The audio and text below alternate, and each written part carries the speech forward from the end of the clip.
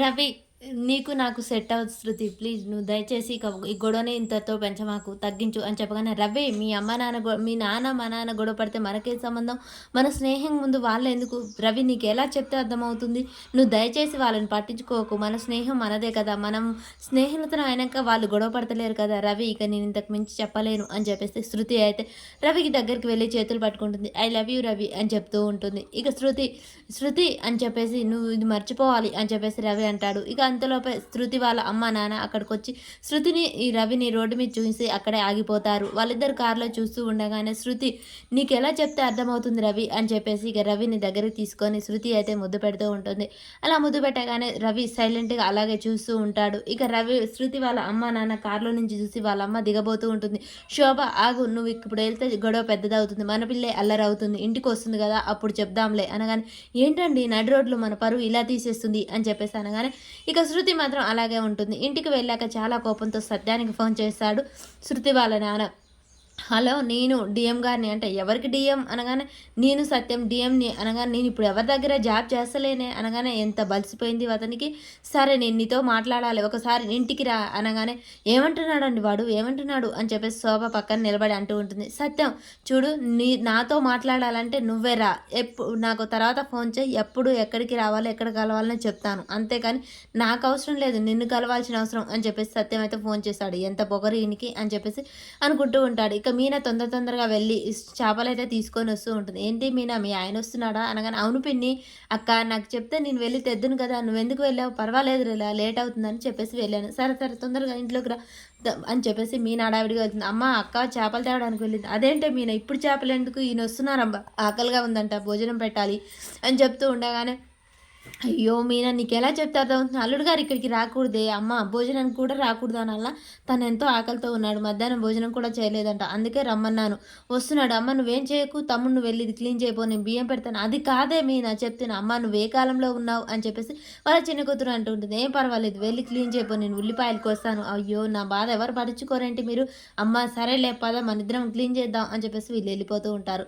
ఇక మనోజ్ జాబ్ పోగొట్టుకొని పార్లర్లోకి అయితే వస్తాడు. ఇంతలో రోహిణి ఫ్రెండ్ని అడుగుతాడు. రోహిణి ఎక్కడ అనగానే, ఏమోనండి ఉదయం నుంచి ఇక్కడికి రాలేదు అని చెప్పగానే, సరేలే నేను ఫోన్ చేశాను అని చెప్పేసి ఇక రోహిణికి అయితే మనోజ్ ఫోన్ చేస్తూ ఉంటాడు. వాళ్ళ అమ్మకు ఆరోగ్యం బాగాలేక అమ్మ దగ్గరికి వెళ్తుంది రోహిణి. ఇక రోహిణికి ఫోన్ చేయగానే రోహిణి హలో అని చెప్పేసి అంటూ ఉంటుంది. ఆ రోహిణి ఎక్కడున్నావు అని చెప్పేసి మనోజ్ ఫోన్ చేస్తూ ఉంటాడు. మనోజ్ ఫోన్ చేయగానే, నేను ఆ పార్లర్లోనే ఉంటాను, ఇంకెక్కడుంటాను, అదేంటి నేను మన పార్లర్లోనే ఉన్నాను కదా అనగానే రోహిణి షాక్ అయి అలాగే చూస్తూ ఉంటుంది. రోహిణి మాట్లాడవేంటి, నేను మన పార్లర్లో ఉన్నాను, ఉదయం నుంచి రాలేదని చెప్పారు. అదేనండి ఏదో స్పెషల్ మేకప్ వేయాలంటే మా ఫ్రెండ్ పార్లర్కి వెళ్ళాను. ఓహో అవునా, ఎక్కడో చెప్పు నేను వచ్చి పికప్ చేసుకుంటాను, ఇంట్లోకి వెళ్దాం అనగానే, ఇక్కడ వస్తే బాగోదులేండి మన పార్లర్ కాదు కదా, అమ్మ అర్జెంటుగా నేను వెళ్ళాలి అని చెప్పేసి హడావిడిగా వెళ్ళిపోతూ ఉంటుంది. ఇంకా రోహిణి చింటూ అయితే వాళ్ళ అమ్మ లేడు అని ఫ్రెండ్స్ ఏడిపిస్తున్నారని అందరినీ తీసుకొచ్చి చూపించాలనుకుంటాడు వాళ్ళ అత్తనే అమ్మగా. ఇంతలోపే వెళ్ళిపోవడంతో చింటూ చాలా డిసప్పాయింట్ అవుతాడు. ఇక ఈలోపే అక్కడికైతే బాలు వస్తాడు మీనాని భోజనం చేయడానికి. మీనా వాళ్ళ ఇంటికి వస్తాడు. రండి రండి మీకోసం ఎదురు చూస్తున్నాను, వంటలన్నీ అయిపోయాయి, కొంచెం ముందు ఫోన్ చేస్తే ఇంకా తొందరగా చేద్దును కదా, పద మీనా ఆకలిగా ఉంది, అత్తమ్మ బాగున్నారా, బాగున్నాను అని చెప్పేసి ఇటు తిరుగుతూ ఉంటుంది.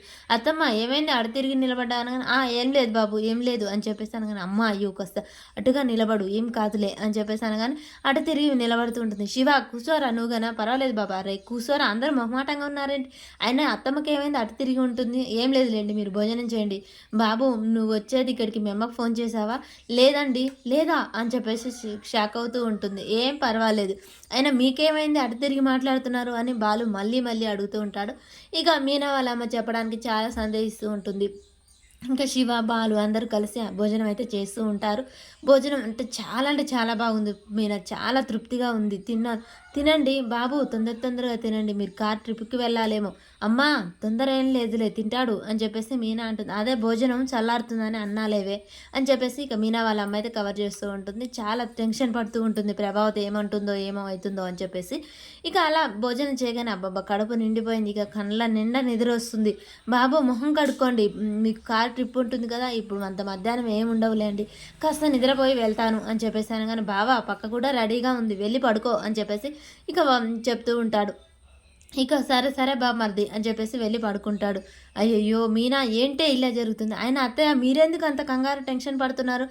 ఏం లేదు బాబు మీరెళ్లి పడుకోండి అని చెప్పగానే, అమ్మ ఇలా రా అని చెప్పేసి బయటికి లాక్కొని వెళ్తుంది. అయ్యో! మీనా ఏంటే ఇది? అమ్మ కాసేపు పడుకొని వెళ్తానులే అని చెప్తుంటుంది. ఈలోపే ఇక ప్రభావతి అయితే అక్కడికొస్తుంది. ఏంట్రా మనోజ్ ఇంత తొందరగా వచ్చావు? ఏమైందిరా? ఏమైంది? ఏమైంది? అని అడుగుతూ ఉంటుంది. అది కాదమ్మా అసలేమైంది నాన్న చెప్పు అనగానే మనోజ్ ఒళ్ళో పడుకొని, అమ్మా నా ఉద్యోగం పోయింది అని చెప్పేసి ఇక ప్రభావతికైతే చెప్తూ ఉంటాడు. మరి అది విన్న ప్రభావతి షాక్ అయ్యి ఏం చేస్తుంది? ఇక రోహిణి దగ్గర ఉద్యోగం పోయిన సంగతి దాచిపెడతారు.